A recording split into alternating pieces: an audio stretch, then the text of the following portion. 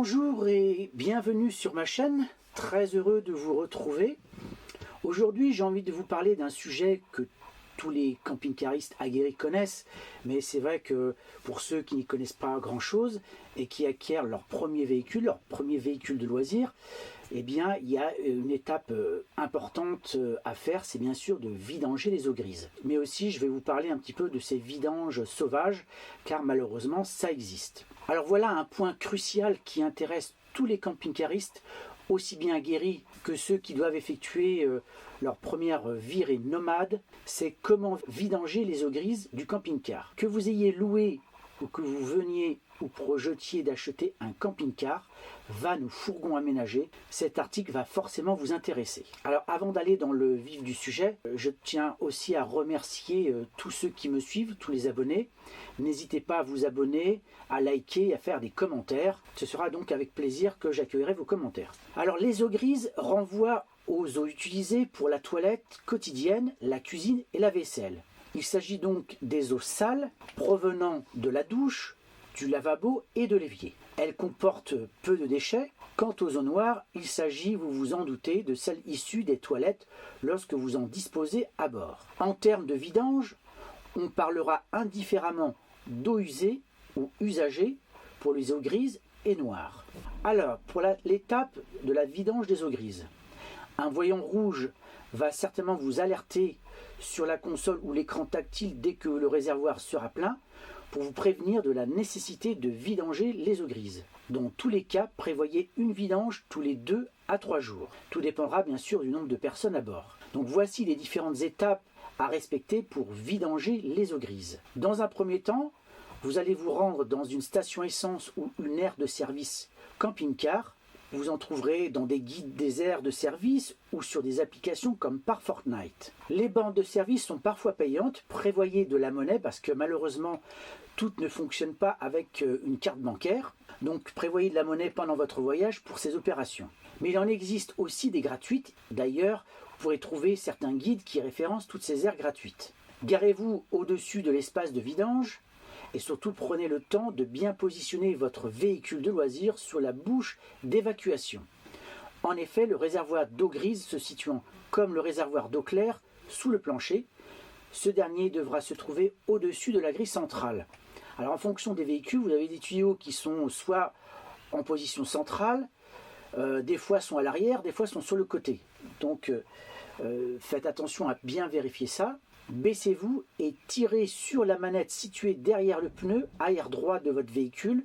Des fois c'est arrière gauche, des fois c'est sur le côté tout simplement. La cuve va s'ouvrir et libérer ainsi les eaux grises dans la bouche d'évacuation.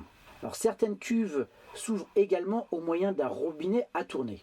Nous avons une waterbox à bord de notre Autostar.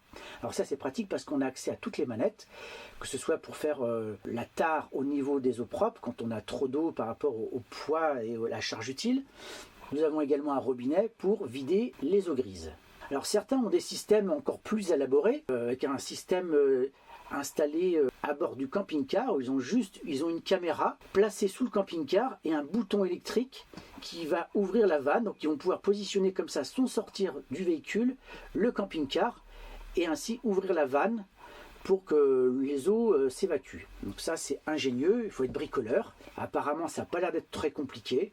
C'est une chose auquel je pourrais réfléchir et installer plus tard sur mon camping-car. Une fois que cette étape de vidange est faite, poussez la manette vers l'intérieur pour refermer la cuve, bien évidemment.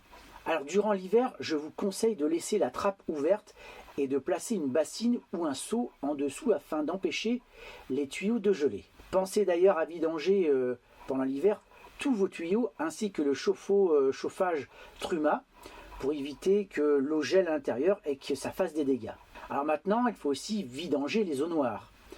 Vous l'aurez compris, la vidange des eaux noires ne s'effectue pas en même temps que celle des eaux grises, et cela pour une raison toute simple, ces dernières contiennent un produit chimique destiné à les traiter avant tout rejet dans l'environnement.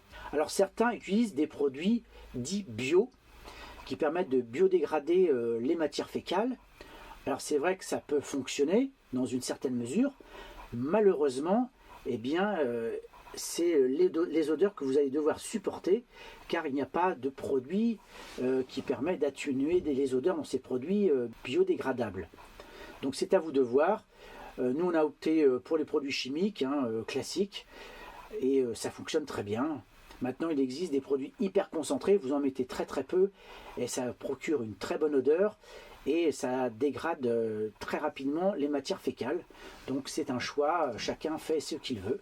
Donc vous ne pouvez et surtout ne devez donc pas utiliser la même bouche d'évacuation que celle bien évidemment des eaux grises. Alors il existe entre parenthèses des nettoyants pour cassettes WC naturels et respectueux de l'environnement qui fonctionnent par traitement enzymatique. Alors aussi vous trouverez sur l'espace de vidange un emplacement prévu à cet effet, généralement situé au pied de la borne de service. Alors c'est une petite trappe qu'il faut soulever, et là quand vous vous présentez avec votre cassette WC, vous verrez souvent vous avez un petit bouton sur lequel vous appuyez pour faire passer l'air et pour que ça évacue plus rapidement. Mais attention de ne pas en mettre partout, donc il faut bien viser. Et pensez aussi à mettre des gants pour éviter d'avoir le liquide de matière fécale sur vous, parce que c'est vraiment pas agréable. Alors une fois les eaux noires vidées, prenez soin de rincer plusieurs fois la cassette avant de la replacer dans son compartiment, en ayant bien sûr mis de produit dedans. Attention, quand il n'y a qu'un tuyau, il sert malheureusement parfois à faire le plein d'eau, mais aussi à rincer la cassette des WC. Imaginez le risque de contamination. C'est pourquoi, si vous avez un doute, soit vous passez votre chemin et vous allez à une autre borne, ou bien vous mettez un produit désinfectant et surtout vous évitez de boire cette eau. Donc vous voyez, c'est assez simple à faire, c'est une étape en tout cas incontournable, mais qui est facile à faire. Maintenant je voudrais parler un petit peu des vidanges sauvages, parce qu'il y a certains camping-caristes qui alertent sur cette question. En effet, certains camping-caristes continuent à pratiquer la vidange sauvage de leurs eaux grises, voire noires. Oui, on en voit rarement, mais on en voit. Et notamment certains camping-caristes en témoignent sur certains réseaux sociaux, et notamment sur les pages Facebook. Ce type de comportement salit les aires d'accueil, nuit à l'environnement tout autant qu'à l'image des camping-caristes. C'est pourquoi il faut absolument relayer l'opinion d'une grande majorité de camping-caristes. La vidange sauvage, c'est inacceptable. On est tous d'accord, je pense, pour que ce genre de comportement ne soit plus visible en tous les cas. Pourquoi existe-t-il en France un tel réseau d'aires de service? On se demande parfois. Près de 4000 en tout. Dans l'édition de 2018 du Guide national des aires de service, c'était à peu près le chiffre. Je pense que ce nombre a encore augmenté. Pour une raison toute simple, parce que si tout le monde jetait ses eaux sales dans la nature, la France serait un pays extrêmement malodorant au vu du nombre de camping-caristes qui y passent. Les communes ont donc développé des bornes de vidange dont près d'un tiers sont totalement gratuites. Et c'est grâce à ces infrastructures que la pratique du camping-car reste accessible au plus grand nombre. Ainsi, même les camping-caristes qui font étape en dehors des campings peuvent continuer à profiter de leur véhicule de loisirs. La question a été posée sur une page Facebook du monde du camping-car. La question était: vous arrive-t-il souvent d'être témoin de vidange sauvage? Les commentaires publiés confirment une intuition. La vidange sauvage est un comportement rarissime et heureusement. Celle des eaux grises est certes plus souvent constatée, celle des eaux noires est unanimement condamnée. Mais ces pratiques subsistent et partout où elles ont lieu, les camping-caristes laissent une image négative et malodorante, même auprès des autres camping-caristes. Alors refusez le sophisme et les demi-mesures. Certains esprits fins ont avancé que la vidange des eaux grises était moins néfaste que celle des eaux noires. D'autres, outrageusement sophistes, vont jusqu'à affirmer qu'il existe des solutions plus graves que de larguer ces excréments dans la nature. Enfin, quelques internautes ont même indiqué que la vidange sauvage pouvait être favorable à l'environnement si l'on utilisait tel ou tel produit bio plutôt que des produits chimiques.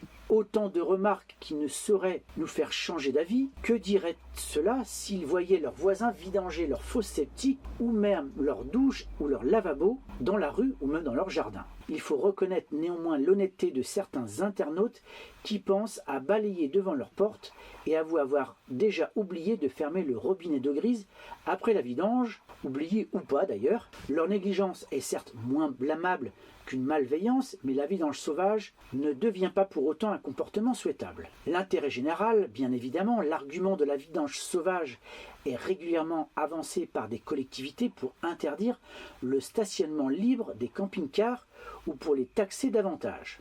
Il s'agit de ne pas leur donner raison. Soyons tous irréprochables en France comme à l'étranger. Il en va du respect des autres et de l'avenir de notre mode de loisir. Imaginez si on laissait faire ça, ce que viendraient les villes, les espaces naturels, et bien évidemment on serait sanctionné. D'ailleurs il existe des amendes pour ça, mais forcément plein de villes nous condamneraient à ne pas stationner dans leur village ou dans leur ville, et on serait bien embêté pour stationner. Si vous voyez ça, essayez de réagir, essayez de faire comprendre que c'est vraiment l'image de notre fonction, de notre mode de vacances qui est en jeu, et donc on n'a pas envie de se faire interdire de partout. Voilà ce que je veux dire sur cette thématique de la vidange des eaux grises et des eaux noires, ainsi que sur les vidanges sauvages. N'hésitez pas à faire des commentaires, likez si vous avez aimé, et surtout, abonnez-vous. Je vous dis à très bientôt, au revoir.